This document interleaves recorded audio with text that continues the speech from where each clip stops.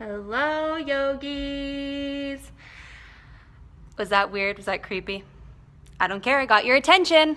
Hi, I am here today to give you reasons to modify in your yoga practice, why it's good for you, why you should be doing it, and chances are you probably should be doing it if you aren't already in your yoga practice. I'm going to show you a couple ways, specifically 3 poses in which a yoga block or 2 yoga blocks are very useful to deepen your stretches, deepen your strengthening, and just overall get your awareness into your body. My name is Rachel Watkins. I'm here at the Fit Factor studio in Alhambra, California. It's a beautiful day outside today, and I hope these tips help you. Please join me in my class on Thursdays at 6 p.m. I teach a vinyasa class, and starting next month, I'll be teaching the flexibility and flow class at 7 a.m. on Thursdays. So join me for some flowy Thursdays. Let's get right into it. So what is modifying? Why do we use a block? What is all this stuff you're talking about, Rachel? So a modification really just means your body has different needs in a pose, or maybe is not as flexible or as strong yet to fully practice a pose, and therefore you might need to change some things, whether that's with a prop or without a prop.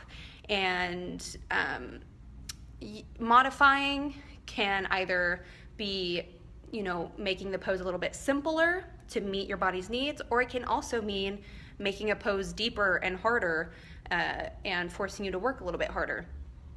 A common misconception when it comes to modifications, or like using a block or a yoga strap or a bolster or a blanket, is that I'm weak, I suck, I'm not flexible, I'm not strong enough, like I don't want to use the block, that's bad. And that's not true.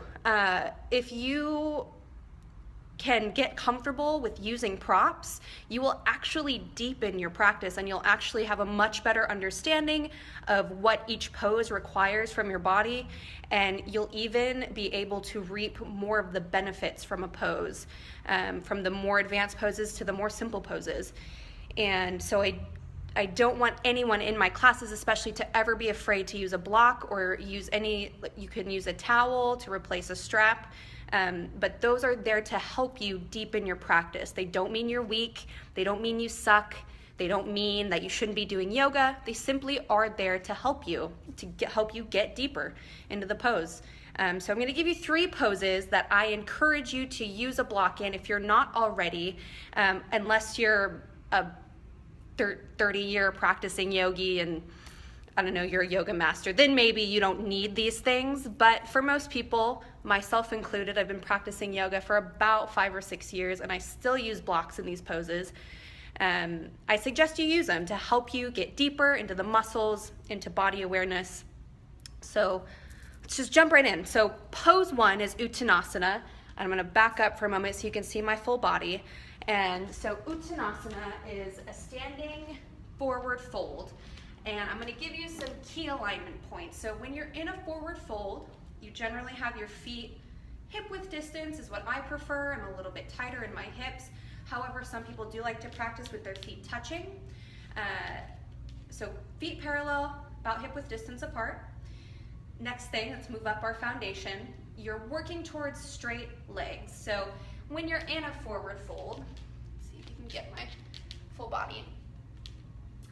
If your legs are bent, you probably need a prop, or you probably need to modify the pose because you are working towards straight legs. And then the next alignment point is going to be your spine. You want it long and neutral. You want to maintain all the neutral curves in your spine. So oftentimes, you'll see, especially someone who has tight hamstrings or tight lower back muscles, you'll see this sort of hunch in the upper back, and that is not only painful, but it can be dangerous. It can be dangerous on your neck, it can cause more pain in the low back, and you're actually not benefiting your body, and you're not getting the deepest and fullest expression of the pose if you have this big giant curve in your back. So feet are parallel, legs straight.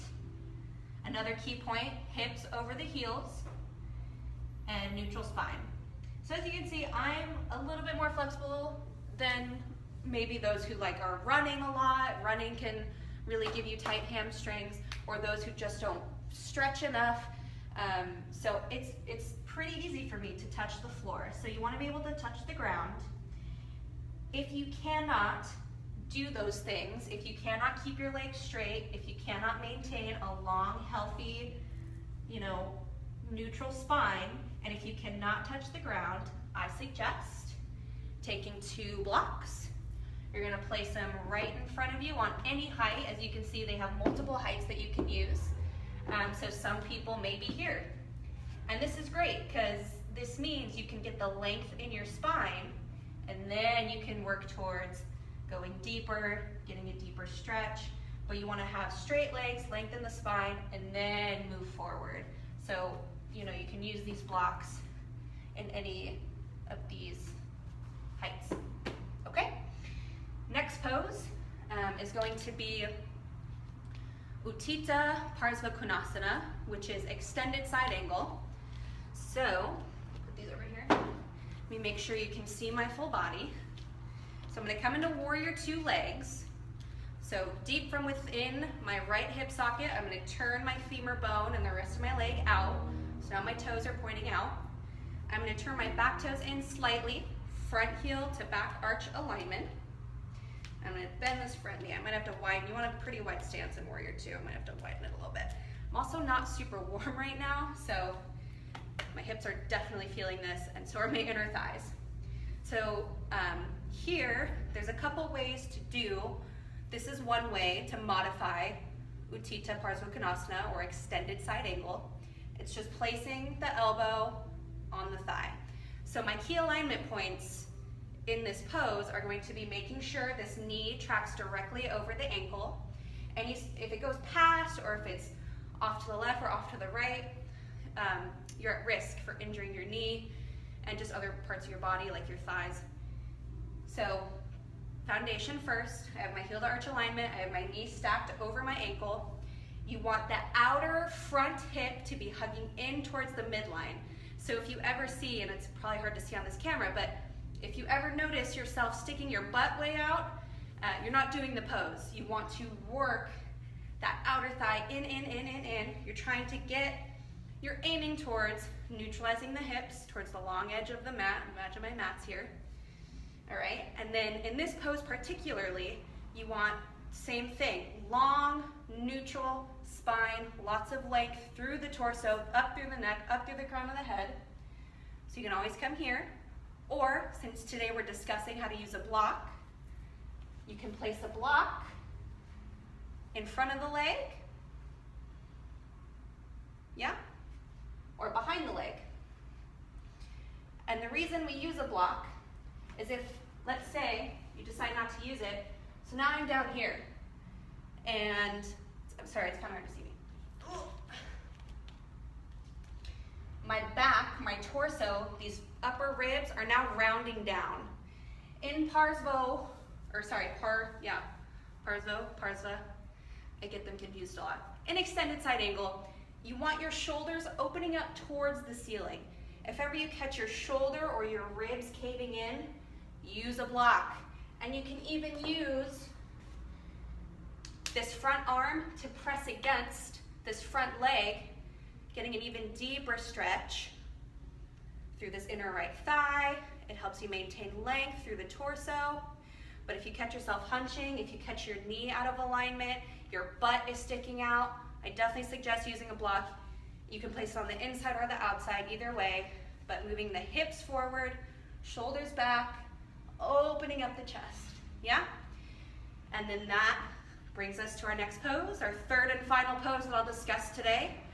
Sorry if it's a lot of information, but I feel like these things I'm telling you will actually give you a deeper understanding of what you should be thriving for in a pose. Of course, it's not about the outcome, it's not about how you look, it is about the journey, it's about what you learn on the way there.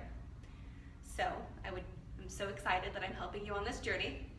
So our next pose, so I'm going to keep my feet about the same. Yeah, super wide. I'm going to start hinging my hips back towards the back leg, I'm trying to maintain long, healthy, neutral spine. So starting from foundation, working our way up, same feet, heel to arch alignment. This time this front leg is straight.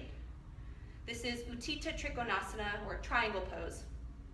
So here, same thing. It's very easy for people to close off this front rib, close off the shoulders, their butt starts to stick out, their legs are not straight. And even though you can have a micro bend in this front knee, that usually probably means you need to use a block. You can also, another modification is to just come to the shin and do this way. But most of the same actions as in extended side angle. Hugging that outer hip in and under you, finding length all the way from the tailbone through the crown of the head, trying to open up the shoulders, trying to keep the hips open. It's almost like you're between two panes of glass. And then, like I said, you can always have the block here to help you maintain that length. Because here, not only can I not straighten my front leg, which is crucial in this pose, my torso is closed off and I already feel my butt sticking back behind me. So, with all of that being said, I hope this was helpful for you. These are all poses that we do in my class on Thursdays, and oftentimes I usually don't give the option not to use a block. I usually encourage everyone in my class to use it, and you can see for yourself, you'll feel better. I think you'll have more awareness of what's going on in your body when you have the help of a prop. And even though it may feel like it's a crutch, or maybe it feels like you just have to use it because you're weak or not flexible yet, that's not true. It's actually helping you get to that point where you are flexible enough. Because if you go into a pose, if you rush into a pose that maybe you're not ready for, that's how you injure yourself. And you can even build muscle strength and flexibility in the places you don't want, like in your tendon, like you don't want to overstretch your tendons, you don't want to overstretch the connective tissue. So using props really gets you into the muscles, muscle engagement, proper alignment of the bones. You always want to stack your bones instead of relying on the joints to hold you up.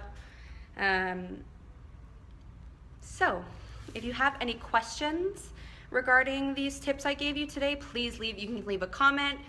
You can find me on Instagram. You can find the Fit Factor on Instagram, Facebook, all of that fun stuff.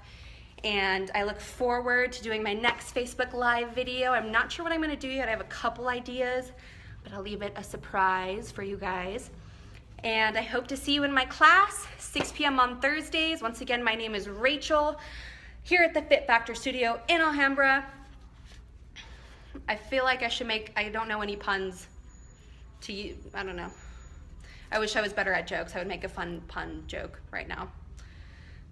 Anyways, thank you guys. Have a wonderful Thursday. Have a great weekend. Go outside and enjoy the weather. And I hope I see you guys very soon. Bye. Adios.